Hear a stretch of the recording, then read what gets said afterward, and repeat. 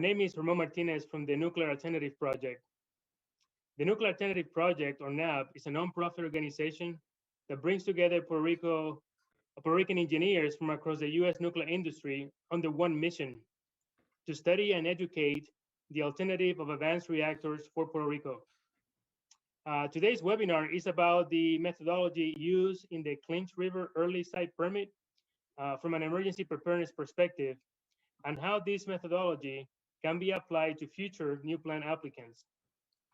As many of you know, emergency preparedness is a topic that is often discussed when talking about nuclear power for an island like Puerto Rico. I'd like to introduce today's presenter, David Daigle. David is a senior emergency preparedness technical specialist with Contingency Management Consulting Group. His responsibilities include developing technical and regulatory documents in support of emergency preparedness programs for commercial nuclear power plants. David has helped applicants with the development of emergency plans for 8 early site permit and combined license applications, including supporting the development of the emergency plans for TVA's Clinch River early site permit application, which will be the subject of this presentation. And before I turn over the discussion to David, for more information on how to get involved with NAP, please visit our webpage at thenuclearalternativeproject.org. With that, I want to welcome David. David? Thank you, Ramon. So as Ramon mentioned, my name is David Daigle, and I'm with Contingency Management Consulting Group. I'll be discussing the emergency planning aspects of TVA's Clinch River early site permit.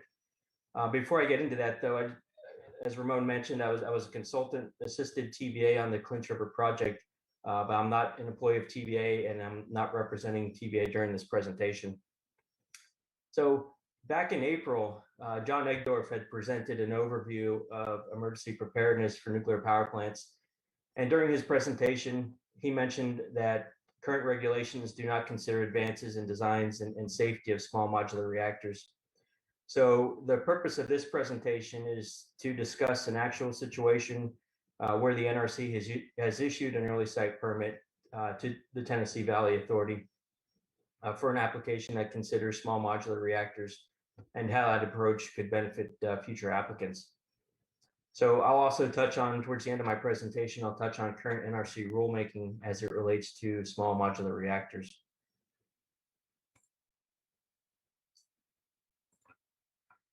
All right, so some people may not fully understand the topic, so I wanted to touch on 3 key terms before we get started that may help people understand the approach that was taken for the Clinch River early site permit. So what is an early site permit? What is an emergency planning zone? And what is a small modular reactor? So first, the NRC defines an early site permit as a permit through which the NRC resolves site safety, environmental protection, and emergency preparedness issues in order to approve a proposed site for a nuclear power facility, independent of a specific nuclear plant design or an application for construction permit or combined license. So essentially what that means is that an early site permit enables an applicant to reserve a location without selecting a specific plant technology or making a decision on whether to actually build a plant. So if a decision is eventually made to build a plant, then an applicant would still need to apply for a construction permit or a combined license. So the second question, what is an EPZ? Well, an EPZ is a designated area surrounding a nuclear power plant for which planning is recommended to assure that prompt and effective actions can be taken to protect the public in the event of an accident. In 1978, New Rego 396 was published and introduced the concept of generic EPZs, emergency planning zones, as the basis for pre-planned response actions that would result in dose savings for the public in the event of a serious accident. And the task force that developed New Rego 396 considered several possible rationales for establishing the size of the EPZs, including risk, probability, cost effectiveness, and the spectrum of accident consequences. So the document states that the objective of emergency response plans should be to provide dose savings for a spectrum of accidents And the task force determined that a radius of about 10 miles around a nuclear power plant was appropriate for plume exposure pathway EPZ, and a radius of about 50 miles was appropriate for the ingestion pathway EPZ. So this task force concluded that these distances would provide dose savings to the population and for a substantial reduction in early severe health effects in the event of more severe accidents. So these EPZ sizes were subsequently incorporated into NRC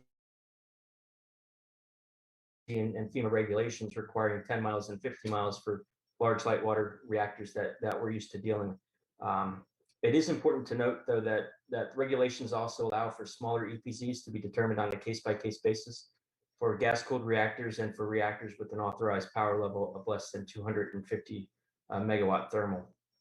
And over the years, the NRC has licensed several plants with smaller EPZs, including several reactors with reduced EPZ sizes of 5 miles, and these include Fort St. Vrain, Big Rock Point, and La Crosse BWR. So the last question was, what do we mean by a small modular reactor? In its proposed rulemaking for SMRs, the NRC has defined a small modular reactor as a power reactor licensed to produce heat up to 1,000 megawatt thermal. So the question then becomes, how do we go from a 10-mile EPZ for large light water reactors to smaller EPZs for small modular reactors, or SMRs? Well, on this slide, the first bullet, regulatory history and policy considerations for SMR EPZ sizing, provides, I have the ML number on the slide, so you can look that document up on NRC's Adams website. But that document provides regulatory history associated with the NRC's consideration of establishing scalable, dose-based, and consequence-oriented EPZs for small modular reactors. And it includes excerpts from a number of documents which provide detailed guidance and policy considerations that apply to EPZs for SMRs. But I'm only going to touch on one document that's identified in that the history and policy considerations, and that's SECI 110152. And in SECI 110152, the NRC staff discussed their intent to develop a technology-neutral, dose-based, consequence-oriented EP framework for SMR sites that takes into account various designs, modularity, co-location, as well as the size of EPZs. So, as described in the SECI document, the staff reviewed existing EP requirements and identified that all of the existing types of NRC licensed facilities use a dose versus distance approach to establishing the boundary for the EPZs. And the staff concluded that a similar technology neutral dose versus distance rationale would also be appropriate for advanced design, small modular reactors. And the document indicates that the emergency preparedness programs for small modular reactor sites would need to address implications of smaller source term and passive design features associated with small modular reactors. So with that background, let's get into the TVA Clinch River early site permit. So as you may know, TVA holds the nation's first early site permit for a small modular reactor from the NRC. The application was submitted to the NRC in 2016. NRC began their review in 2017, and the early site permit was issued in 2019. The early site permit includes a technology neutral plant parameter envelope approach. I may end up referring to that as a PPE for the plant parameter envelope. But what that means is that the plant parameter envelope used technical information from various SMR reactor designs to develop a set of bounding parameters intended to envelop the proposed facility.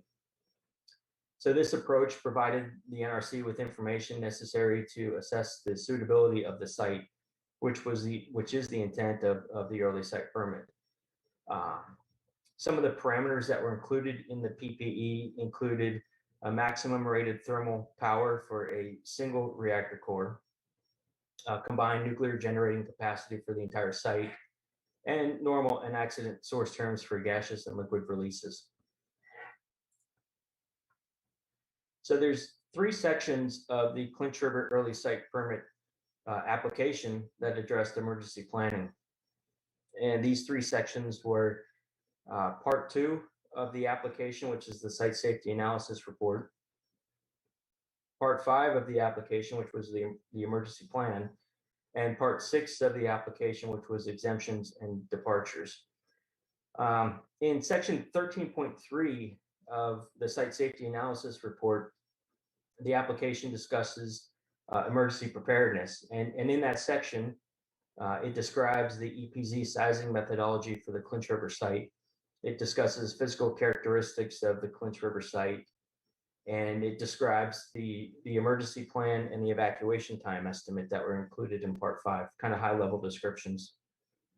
And then in part 5 was the actual Clinch River early site permit emergency plans. There were multiple, which we'll get to in a minute. And specific for the early site permit, it was major features of the emergency plans. And then in part 6, there were emergency planning related exemptions, which we'll also get to in just a minute.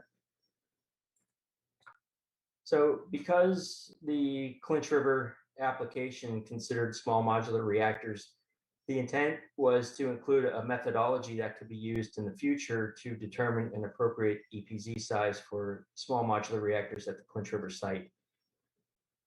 This methodology, as I mentioned, was included in part 2 of the early site permit application, and it was developed consistent with the rationale that was provided in New Reg 0396, which I mentioned earlier, which the NRC used as the basis for determining the 10-mile and 50-mile EPZ sizes for large light water reactors. The Clinch River methodology addressed a broad spectrum of accidents, and it included dose criteria to determine the EPZ size. And the approach was based on an expectation of enhanced safety inherent in SMR designs, which included increased safety margins, smaller reactor cores and source terms, reduced magnitude and probability of potential accident sequences, and slower accident progressions. And based on preliminary information during development of the early site permit received from the SMR vendors and the meteorology data that was taken from the Clinch River site, TVA concluded that a 2-mile radius around the site would provide reasonable assurance of public health and safety from any of the SMR designs that were considered within the plant parameter envelope. Further, it was possible that at least one of the SMR designs considered in the plant parameter envelope would be capable of, or would be able to demonstrate that applicable dose criteria would not exceed the site boundary. Therefore, during development of the early site permit application, it was determined that it should be structured to provide a maximum benefit for subsequent applications. So this approach included submitting 2 emergency plans for different EPZ sizes, which also resulted in multiple sets of exemptions that were included in part 6. So part 5 included an emergency plan for an EPZ that could be established at the Clinch River site boundary, and then a second emergency plan for an EPZ that could be established at an approximate 2-mile radius surrounding the site.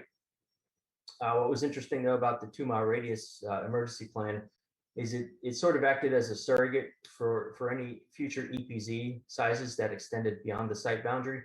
So in that sense, it was a scalable emergency plan that really didn't need to address 2 miles, but could address really anything from 2 miles out to 10 miles. All right, so as I mentioned earlier in the presentation, current regulations do not consider advances in designs and safety or the application of those regulations to small modular reactors. Therefore, the regulations for large light water reactors are not appropriate for SMR designs, and exemption requests from specific emergency planning requirements were needed in the early site permit application. So that was the intent of part 6 of the application, which was the exemptions. So without the exemptions, the emergency plans that had been submitted in part 5 would not have been adequate because they didn't address all of the emergency plan requirements in current regulation. So to address the two possible EPZ sizes, we also developed 2 sets of exemptions.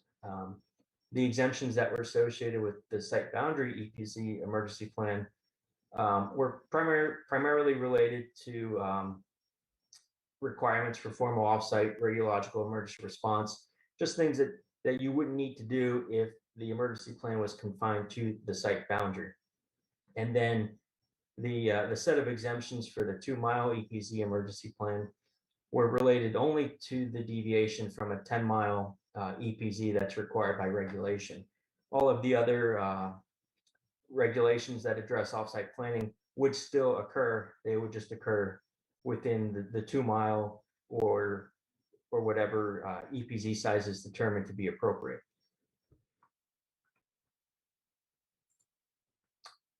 So as I mentioned earlier, the NRC issued the early site permit in 2019. So what are the next steps for Clinch River? Well, first, an applicant would need to determine whether they want to build a small modular reactor at the Clinch River site. Then they would need to select a reactor technology. That selected technology would then need to be compared to the plant parameter envelope in the early site permit to ensure that the selected technology fits within the bounds of the PPE.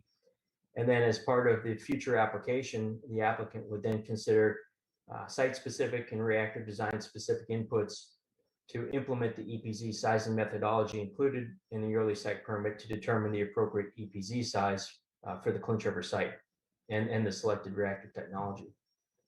So once an applicant implements the EPZ sizing methodology, there's 3 outcomes.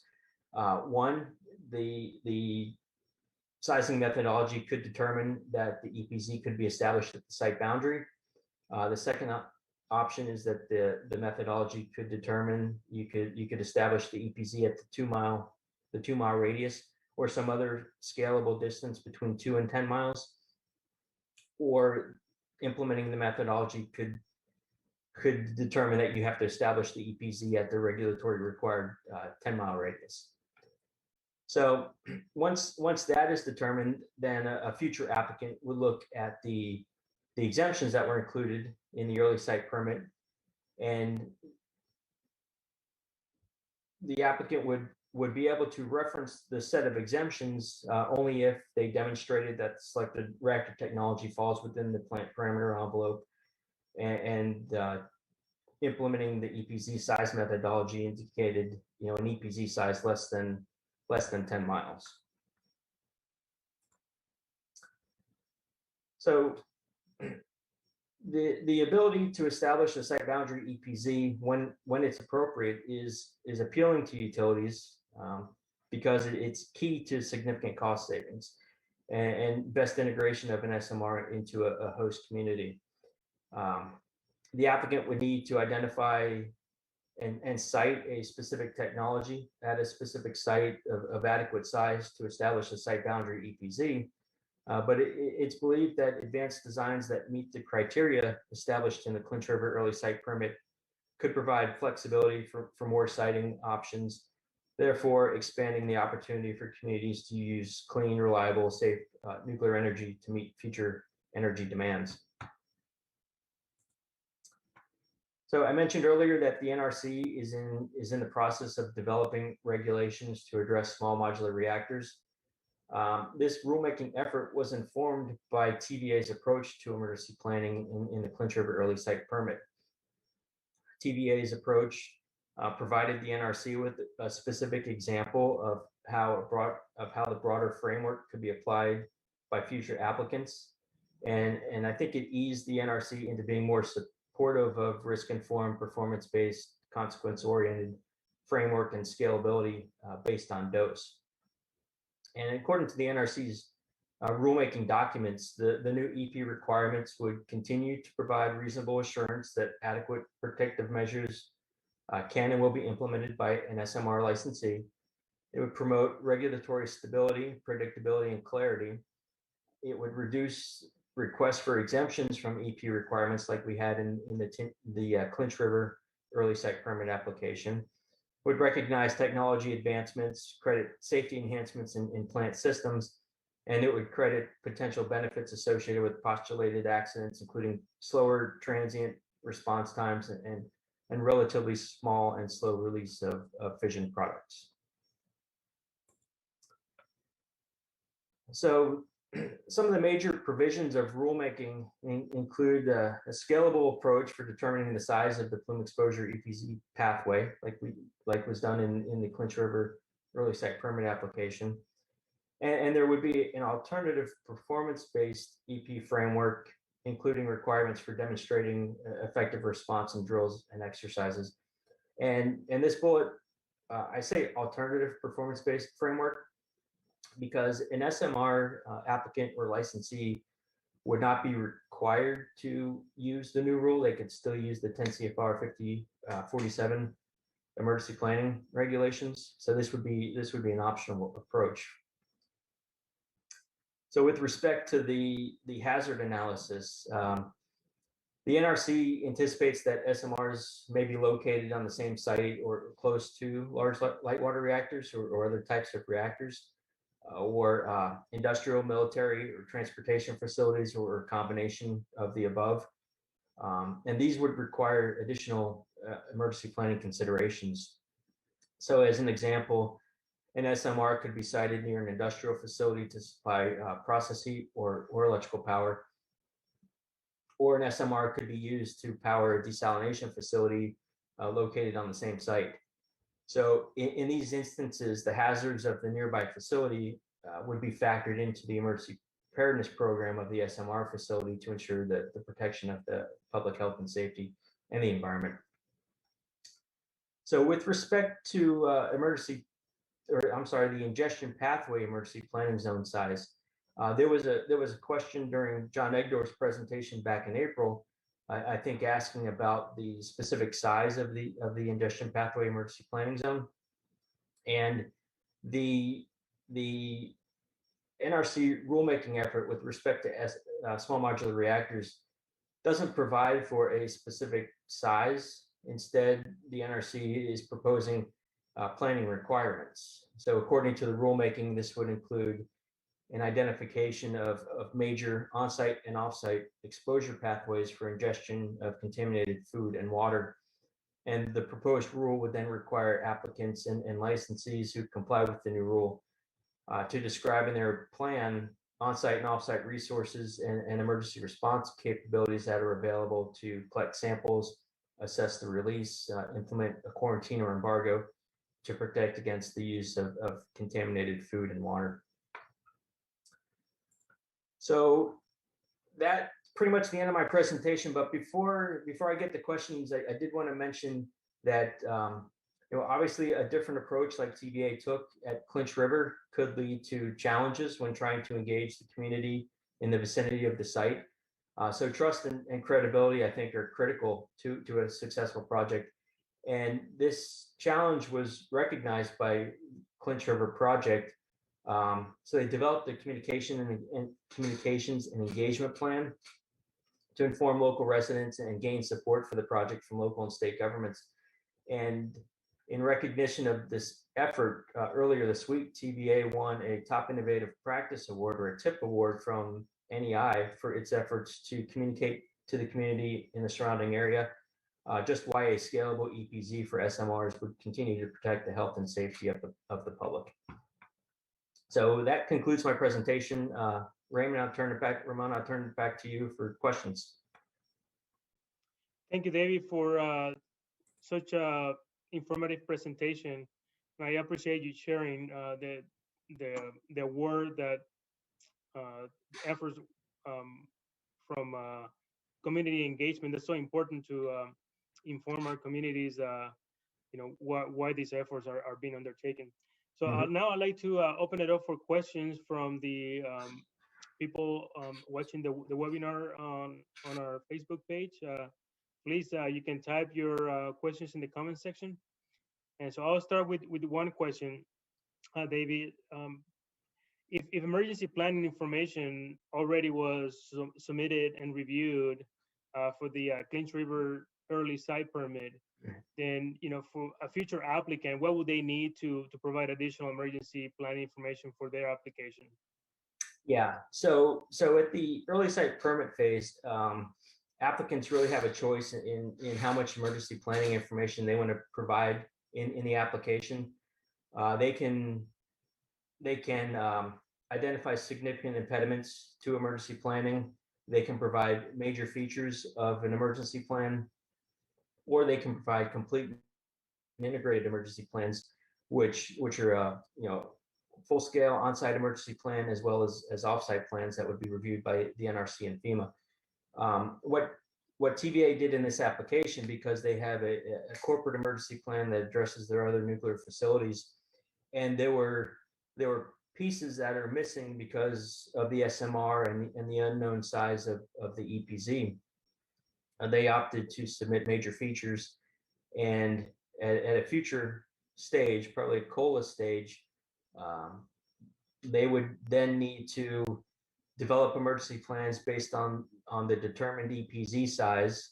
So there would be, full-blown on-site emergency plan, as well as state and local plans, if necessary, that address the Clinch River site, and those would be considered complete and integrated plans that are required for plant operation. All right, thank you for that. And David, what are your thoughts? You mentioned in the application there were two applications, one for the site boundary, another one for the 2-mile radius. But when you compare the site permit application for advanced reactors, considering the site boundary, that application as compared to the traditional light water reactor, what are your thoughts about the magnitude of cost savings with those two different applications? I think there would be some pretty significant cost savings. I haven't looked at it myself, but I know that Idaho National Lab put together a paper in 2014, and they evaluated, I don't know, a couple dozen plants from the current fleet, and they looked at cost information associated with offsite planning. Because if you're looking at a site boundary emergency planning zone, then essentially, all of your cost savings are associated with offsite planning. So in this paper from 2014, they looked at cost information associated with offsite planning. They looked at startup costs as well as annual costs to maintain the program. And according to the study, they determined that offsite emergency planning costs could be reduced by more than 90% over a 40-year life cycle of a typical single unit plant. They also looked at EPZ sizes somewhat less than 10 miles, 2 miles, 5 miles. And what they determined there was also some significant cost savings, because you're not doing as much as far out. Let's say you may have sirens out to 2 miles or sirens out to 5 miles, but not sirens out to 10. So there would be some significant cost savings associated with smaller EPZs, but not to the extent of a site boundary EPZ. All right, thank you for that. Okay, we do have one question. This is from John. So why should Puerto Rico consider small modular reactor versus other energy sources such as coal, gas, solar, and wind? Well, my personal opinion, you look at capacity factor. I mean, nuclear is essentially on all the time. Coal obviously has its issues with carbon emissions. I don't know if anybody's going to be building any new coal plants anytime soon. But with solar and wind, you have intermittent power. I don't know what the capacity factors are for solar and wind in Puerto Rico. They're probably somewhat consistent with Florida. But my personal opinion is If you go nuclear, you're getting the benefits of carbon-free energy, emission-free energy, as well as always-on power. Thank you, David. And John, there are other webinars that we have done there on our webpage. Some more information about the benefits of nuclear in combination with renewable energy, as well as a path forward. So I invite you to take a look at our past webinars and have very good information about the subject. Okay, at this point, I see, okay, one more question from Angel. Is flex strategy also being considered for the SMRs and microreactor applications, or would flex not be applicable in these particular designs? I don't really know the answer to that question. Flex isn't necessarily part of the emergency plan. So it wasn't really something that we considered when developing the major features emergency plans for the Clinch River site. Beyond design basis events, I assume play a role in the EPZ sizing methodology, but I can't really give you a definitive answer on those. Okay, and then for the benefit of the public observing, listening to the discussion, Flex is the U.S. strategy. Is the name, flexible strategy to code for beyond design basis events where alternate sources of water and electricity are going to be provided to ensure, the integrity of the core, and you wouldn't have something like happened in Japan. So that came after the Fukushima Daiichi accident, after the earthquake in 2011. Thank you very much for your time, and we do appreciate you being engaged and helping us educate our people interested in learning more about advanced reactors, and in this case, the methods that are used to for the application of site permits from an emergency preparedness perspective. So we appreciate your expertise and your time. Oh, no problem. Thank you for having me.